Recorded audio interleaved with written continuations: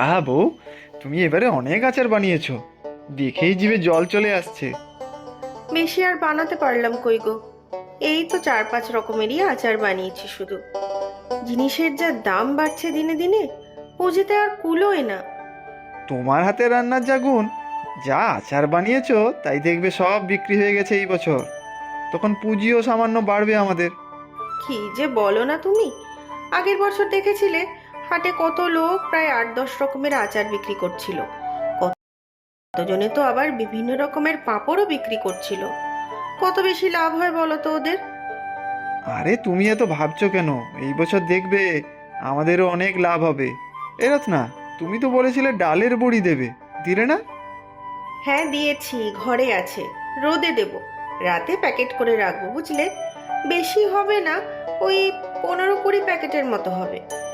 হ্যাঁ হ্যাঁ, যথেষ্ট। গত বছর তো শুধু 3 রকমেরই আচার বিক্রি করেছিলাম, তাতেই সবাই অনেক প্রশংসা করেছে তোমার হাতের রান্না। এই বছর তো কত কি বিক্রি করব আমরা। বছরে তো এই কটা দিনের আশাই আমরা বসে থাকি বলো। ছুটকিটাকে তো মানুষ করতে হবে আমাদের। তুমি সারাদিনে কত পরিশ্রম করো, সেই পরিশ্রমের ফল তো একদিন পাবে নিশ্চয়ই। ঈশ্বর ঠিক মুখ তুলে চাইবেন আমাদের দিকে, আমাদের ছুটকির দিকে। তোমার কথাই যেন সত্যি হয় গো, তোমার কথাই যেন সত্যি হয়।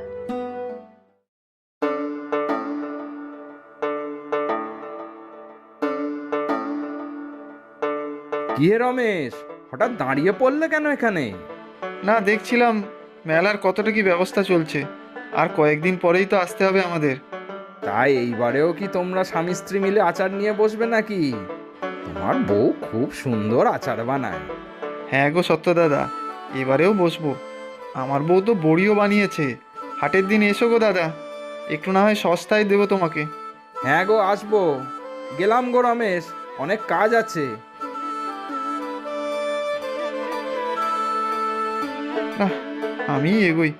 রত্না যেন আর কি কিনতে বলেছিল? ও হ্যাঁ, দুটো বড় মোমবাতি আর কিছু প্যাকেট। ও মা, এগুলো কি ছোলার ডালের বড়ি? হ্যাঁ রে, হাটে বিক্রি করব বলে বড়ি দিয়েছি এবার। আমাদের নিজেদের জন্য রেখেছি রে কয়েকটা, কাল তরকারিতে দেব, খাস? এই চুটকি, আর কতক্ষণ জেগে থাকবি রে মা? রাত তো হয়েছে, শুয়ে পড়। কাল তো আবার স্কুল আছে। তোমরাও তো কাজ করছো। তোমরা যতক্ষণ কাজ করবে আমিও ততক্ষণ জেগে পড়াশোনা করি, তারপর একসাথে শুয়ে পড়বো। আমাদের মেয়ে এখন অনেক বড় হয়ে গেছে বুঝলে, স্কুলের পড়াও বেড়ে গেছে। রাত জেগে পড়াশোনা করলে তবেই না ভালো নম্বর পাবে। হ্যাঁ হ্যাঁ, এই তো আর কয়েকটা প্যাকেটই বাকি আছে। তুমি যাও, বিশ্রাম নিয়ে নাও, আমি এইটুকু করে নেব। না না, আমি করছি। ভগবানের কাছে প্রার্থনা করছি জানো, আমাদের এই বছরের বিক্রিও যেন ভালো হয়। পরের বছর মেয়েটার কলেজ হবে, পয়সা করে জমাতে হবে তো বলো। ও মা, তুমি এত চিন্তা করো না তো। আমি তো স্কলারশিপ পাই। তুমি বরং ভাবো কিভাবে সব আচার বড়ি আমাদের বিক্রি হয়। সব ঠিক হয়ে যাবে। দুই মা মেয়ে এখন শুয়ে পড়ো তো দেখি। আমার প্রায় শেষ, কাল সকালে সব গুছিয়ে রাখবো।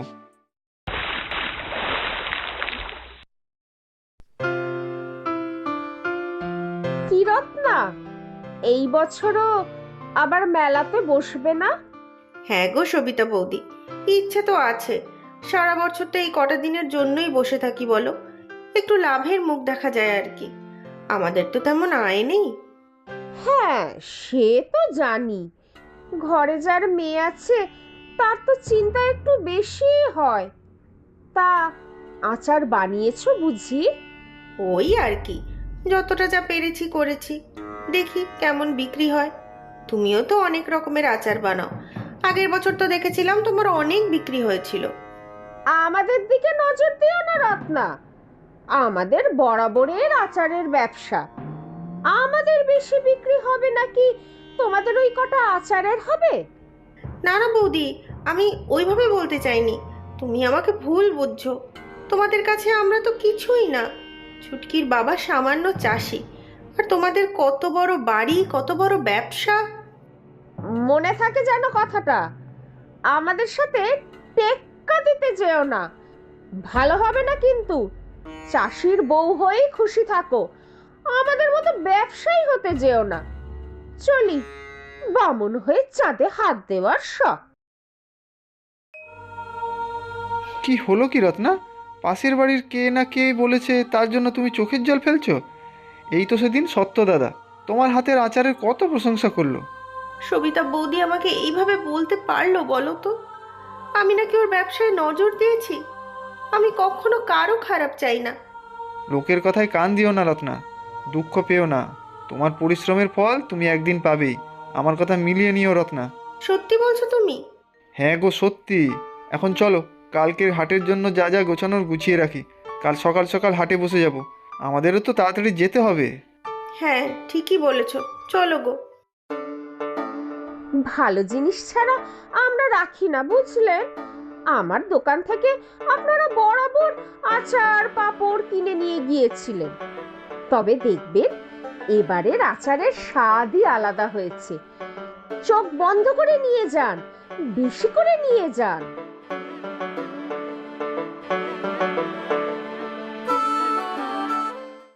কি গো, আমাদের আচার তো এখনো পর্যন্ত একটাও বিক্রি হলো না। সবিতা বৌদির দোকানে কত লোকের ভিড় দেখেছো? আরে দেখোই না কিছুক্ষণ পরে আমাদের কত আচার বিক্রি হবে। সত্য দাদাও তো বলেছে আচার কিনতে আসবে এখানে। দেখি আর একটু।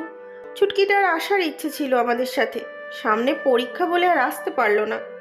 কাল একবার ছুটকিটাকে নিয়ে আসবো, যদি কিছু কিনতে চায় হাট থেকে। আরে ওই দেখো, সত্য দাদা আসছে। আসো সত্য দাদা আসো। রমেশ, কিসের কিসের আচার বানিয়েছো দেখি এবারে। আমার বউ তো এবারে তোমাদের থেকে বড়ির প্যাকেটও নিয়ে যেতে বলেছে। হ্যাঁ হ্যাঁ দাদা, নিয়ে যাবেন বই কি। দেখুন না, অনেক ধরনের আচার আছে এখানে। তেঁতুলের আচার, লেবুর আচার, কুলের আচার আর আমের আচার। বাহ, বেশ বেশ। তোমার হাতের আচার আমরা আগেও খেয়েছি, বেশ সুস্বাদু। সত্যবাবু, ওদের মোটে ওই কয়েক রকমের আচার আছে। আমাদের এখানে আসুন না, দেখুন কত রকমের আচার আছে। যা চাইবেন তাই পাবেন। রমেশ, আমাকে তোমরা বরং আমের আর তেঁতুলের আচার দাও, আর দুটো বড়ির প্যাকেটও দিয়ে দিও। আপনাকে অনেক ধন্যবাদ। সকাল থেকে আমাদের একটুও বিক্রি হচ্ছিল না, আপনি এসে আমাদের বউনি করলেন। সবে মাত্র তো মেলার একদিন হলো, আরও তো দু একদিন আছে, সব বিক্রি হয়ে যাবে। চিন্তা করো না, আমিও দেখি বলবো দু একজনকে তোমার থেকে আচার নিতে। আবার আসবেন দাদা।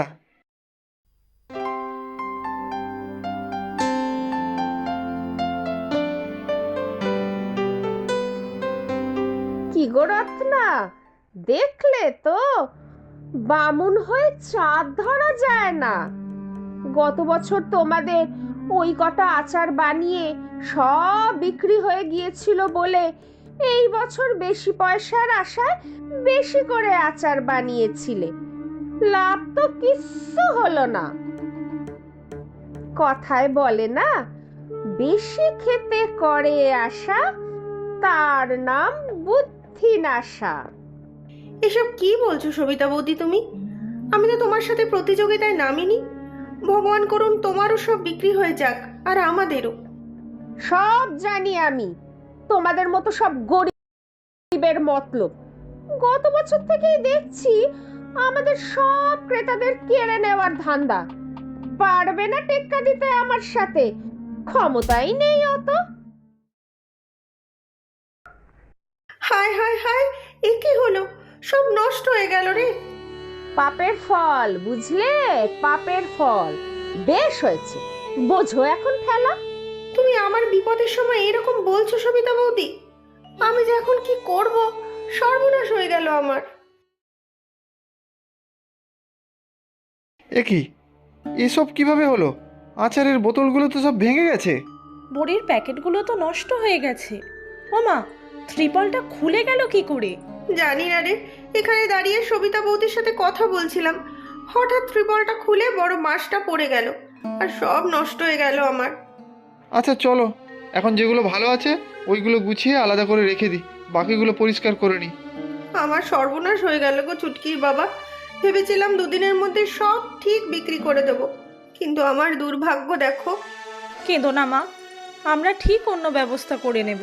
তুমি এখানে একটু বসো তো। বাবা, চলো জায়গাটা পরিষ্কার করে নিই। চল মা চল।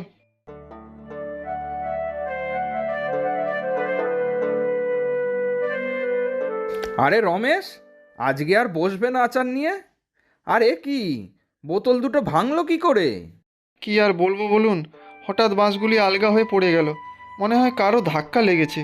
আমি ছিলাম না, রত্না ছিল। কারোর যে কোনো ক্ষতি হয়নি, সেটাই ভাগ্য ভালো।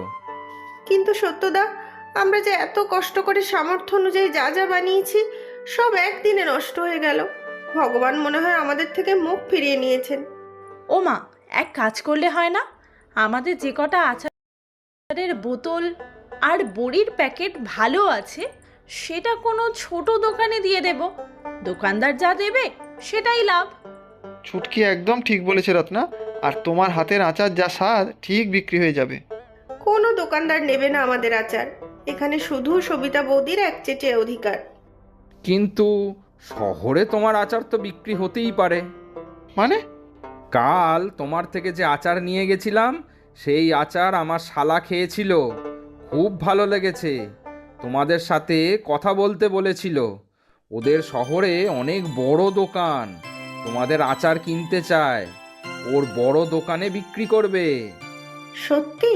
সত্যি বলছেন সত্যদা? হ্যাঁ, তবে বছরে একবার নয়, সারা বছরই তোমাদের আচার বানাতে হবে। অগ্রিম টাকা তোমাদের দিয়ে দেওয়া হবে। হে ভগবান, তুমি সত্যিই মুখ তুলে চেয়েছো। রত্না, তোমাকে বলেছিলাম না, পরিশ্রমের ফল তুমি একদিন পাবে। মিলল তো আমার কথা? হ্যাঁ গো হ্যাঁ, তোমার কথাই সত্যি হলো। অনেক ধন্যবাদ সত্যদা আপনাকে, অনেক অনেক ধন্যবাদ।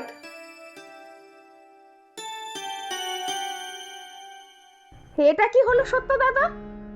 আমি আচারের এত বড় ব্যাপারী থাকতে তুমি কি না এই হাওয়াতে রত্নাকে দিলে এত বড় অর্ডার? কেন, আমার আচারের কি দোষ?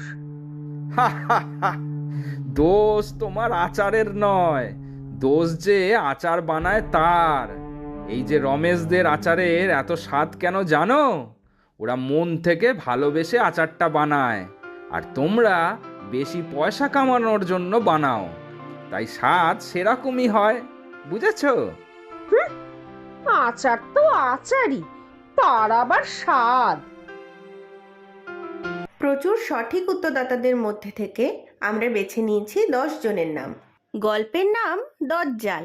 নামগুলি হলো: সুবীর দাস, কলকাতা পাটুলি, পশ্চিমবঙ্গ থেকে; নন্দিতা দত্ত রায়, ব্যাঙ্গালোর থেকে; দীপ্তি মণ্ডল, খুলনা জেলা, বাংলাদেশ থেকে; পৃথা মজুমদার, ঠাকুরনগর, পশ্চিমবঙ্গ থেকে; রায় দত্ত, আগরতলা, ত্রিপুরা থেকে; সোনালী দাস,